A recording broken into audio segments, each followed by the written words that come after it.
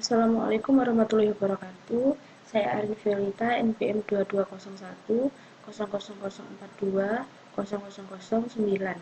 Nah, di sini saya akan mempresentasikan hasil analisis saya eh, dalam menganalisis suatu permasalahan ekonomi internasional terkait kasus kebijakan-kebijakan dalam perdagangan internasional. Dalam analisis saya, terdapat beberapa permasalahan dalam ekonomi internasional yang berkaitan dengan kebijakan-kebijakan dalam perdagangan internasional. Nah, yang pertama ada proteksionisme. Jadi, salah satu permasalahan utamanya adalah kecenderungan negara-negara untuk menerapkan kebijakan proteksionis dalam perdagangan internasional. Nah, proteksionisme ini mencakup atau meliputi penggunaan tarif, kuota impor, subsidi, dan hambatan perdagangan lainnya. Yaitu untuk apa? Untuk melindungi produsen domestik dari persaingan asing.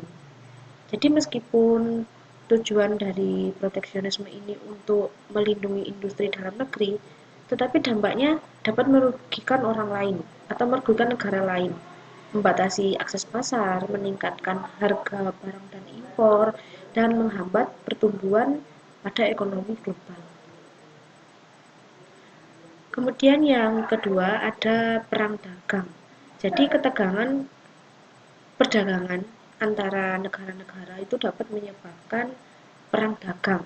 Nah, hal ini terjadi ketika negara-negara menerapkan tarif dan hambatan perdagangan lainnya secara saling balas-membalas seperti itu sebagai tanggapan terhadap tindakan proteksionis dari negara lain.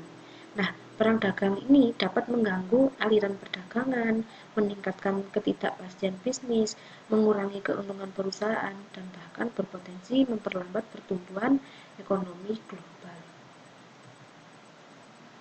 Untuk berikutnya ada ketimpangan perdagangan. Jadi masalah ketimpangan perdagangan ini merupakan ketidakseimbangan antara ekspor dan impor di suatu negara. Nah, ketimpangan perdagangan sering terjadi ketika negara memiliki defisit perdagangan yang berkelanjutan, yaitu impor lebih besar daripada ekspor.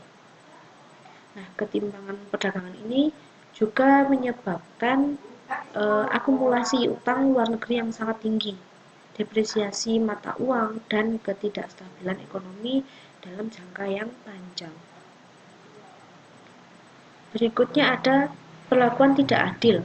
Nah, beberapa negara dituduh melakukan praktik perdagangan yang tidak adil, seperti dumping, subsidi yang merugikan, atau kekayaan intelektual yang melanggar.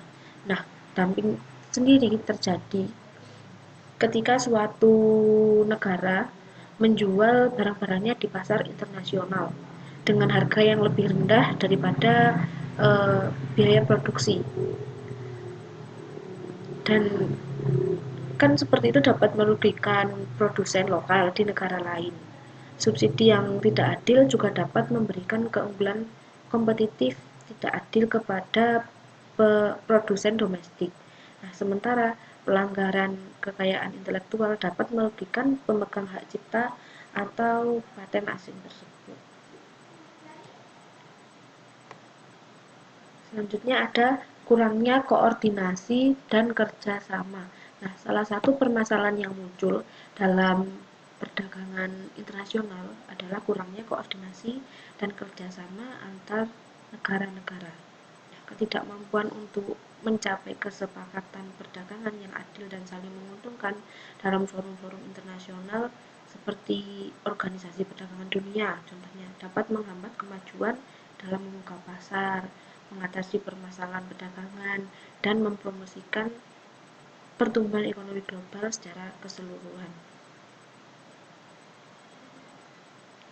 Nah, jadi pemahaman dan penyelesaian terhadap permasalahan-permasalahan tersebut atau tadi memerlukan dialog dan kerjasama yang lebih baik antara negara-negara serta upaya untuk mencapai perjanjian perdagangan yang adil dan saling menguntungkan.